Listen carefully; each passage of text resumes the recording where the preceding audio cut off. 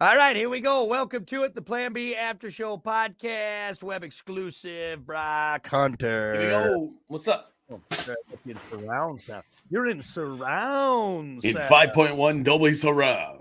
Surround sound. All right. Well, here we go. Now we're ready to go. Let's get to it. Another back in the day.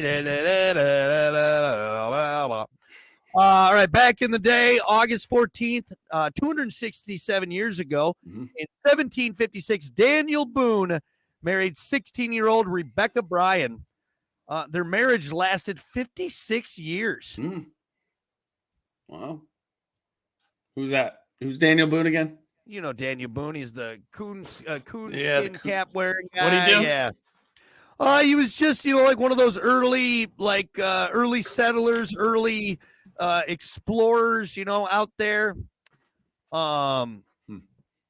Pioneer, what have you. Okay.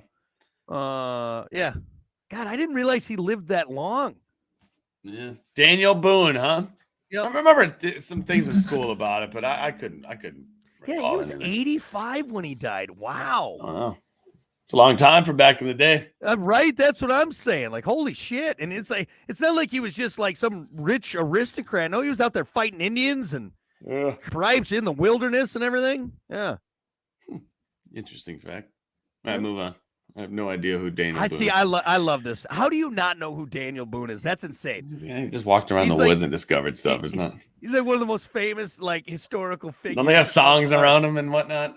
I mean, we wouldn't have a lot of our areas discovered if it wasn't for Daniel Boone, man. No, Daniel Boone was born in the right time. Somebody would have discovered it. Let's be honest. Daniel Boone was a little bitch. That's what it was. Don't be all high and mighty on your horse back in the day because you were the first one. Somebody would have found it. Trust me. He was legit on a horse too. It was. Anyway, well, fine. We won't talk about an American folk hero, for God's sakes. Rip it on something I have no idea about. Yeah. You know what? Fuck Daniel Boone. How about that? How's that feel? Actually, I do think I think Kiki is related to Daniel Boone. Like he's like her great uncle or something like that or whatever. But yeah. You don't care. You should care. It's Daniel Boone. Did you ever meet him? No. Did you ever meet him? No, did you ever come to the family reunion? I don't think so. Let's see. 70 years ago, 1953, David Mulaney Sr. noticed his son was having a difficult time playing baseball because he was always breaking windows and or losing balls on the school roof. The kid also showed no skills throwing a curveball. So Mr. Mulaney took a round-shaped perfume carton, cut slots into both halves, and when he threw the new ball, it curved. The amazing new invention was called the wiffle ball. So the wiffle ball. Wow. Wiffle ball was invented. Some of those videos online of people pitching wiffle balls is incredible. Is it's it like a 10-foot break, dude? Is it really that cool? You try it. I mean, have you tried throwing a wiffle ball? It's not that I want to try. It's not that I want to try, but it's like, all right, guys, out of all the things, you're just, I don't know. It just seems like it's kind of some of them. I don't know if you've seen the ones I've seen, but dude, some of those.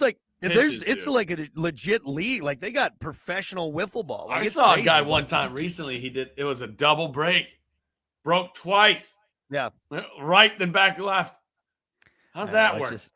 It seems kind of silly to me, but it's just because it's a kid game. Like it's and then you just found a way to make it. I just like it when they go like 10 feet out to the left and it comes back in and it hits that sign behind the pitcher. Yeah, they got that the strike zone sign. Yeah, and the pitcher just dropped the bat. And it's like, what am I supposed to do? I can't do that. Come on now. I mean, come on. Do they still use the thin bat and wiffle ball even in the professional leagues? Yeah. That big, thin yellow bat that we all used to have as a kid. Professional wiffle ball league because it looks like in those videos they're in like a legit field with they got sponsors and uniforms and everything. Yeah, which is kind of stupid. It's like bags, but whatever. How do you get into that? It's like usually starts as like a beer league. All right, like I don't mind wiffle ball beer league, and then it becomes huge. Everybody's doing it. If you got a monogram shirt, and everything, it might be a little too much. But yeah, I always just enjoyed the really long bat. I usually just used it to hit rocks. I just used it to hit rocks. That's what we would do out in the driveway, smoking them. If I could hit it, I'd be swing and a miss 10 times. Why don't we end with this? Back in the day. Oh, no, wait. That's not it. I read that wrong. Anyway, that's good. Yeah, let's wrap it up. Yeah, that's fine. Monday. Good enough. Ooh, I did miss one. World War II ended on this day after Japan surrender. It's a big one. Good. Yeah. What were you thinking, Japan? What were you doing? It wasn't smart. Well, even that one, what's his face? He's like, he had that quote, like, I fear we just awoken the beast. Awoken a sleeping giant. Sleeping giant or something, yeah, like that. I mean, obviously, it's all terrible. It's all bad. Yeah, I but wish what, it never seriously, had to what are you happen, doing? Yeah. You picked the U.S. to attack? Yep. What? Yep. I got an idea, man. That's Maybe what brought us start in. smaller and work our way up to the biggest military in the world. Yeah, that's what got us into World War II. Like that was it. Pearl Harbor happened, and then we were like, all right, got your little sneak attack in and see what happened.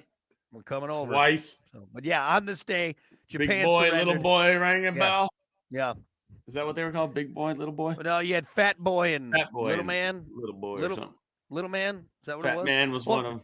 Obviously, we haven't watched Oppenheimer because we're not. Right. But that's what Oppenheimer's all about. It's all about the guy created the atomic bomb, man. Crazy. There's a video recently that was posted on Reddit, probably because of the Oppenheimer movie and people watching it.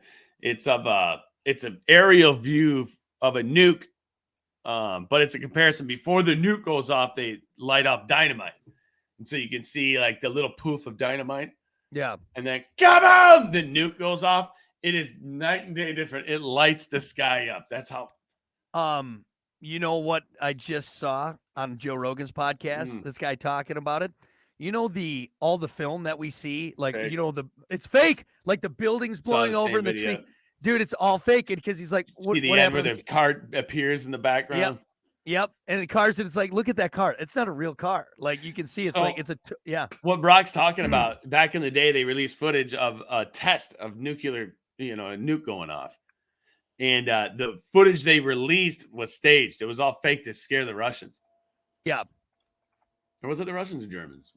I think it was to scare everyone. Everybody. Here, let's see if I can find. Yeah, that footage though. Everybody's seen it. It's of the buildings. Then the nuke goes off and it just blows the buildings away. I'm gonna share this real quick. Hold on 1 second. 1 second. I found it. It's famous footage.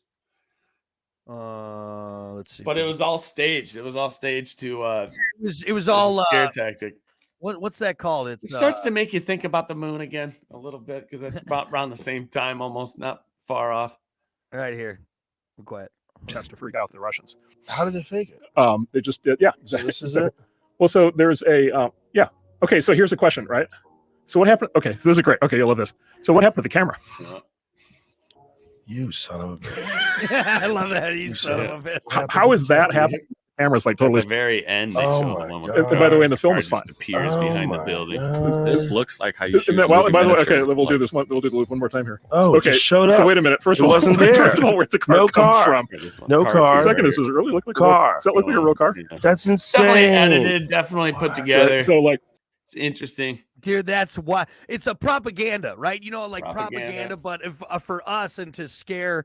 So now they're showing off this Somebody had a good point in the comment section. They're like, why didn't we realize that in the beginning? Why is the camera not shaking? Yeah. Why is the camera not getting blown away? And even Joe Rogan, who's like, this is his thing. And even him now, that's a newer video. And even him now, when he says, like, what happened to the camera? You son of a bitch. Son of a bitch. He didn't. But yeah, so it was all staged just to scare the shit out of everyone. Be like, hey, wild. And what else? Wild. Yeah. Just saying. I'm not bringing up the moon. I'm just saying what else. There's a lot of footage of a lot of different things out there. I don't believe anything anymore. I know nothing. It's all lies. It was like a touch it and feel it and talk to it. And even then, it's a little sketchy.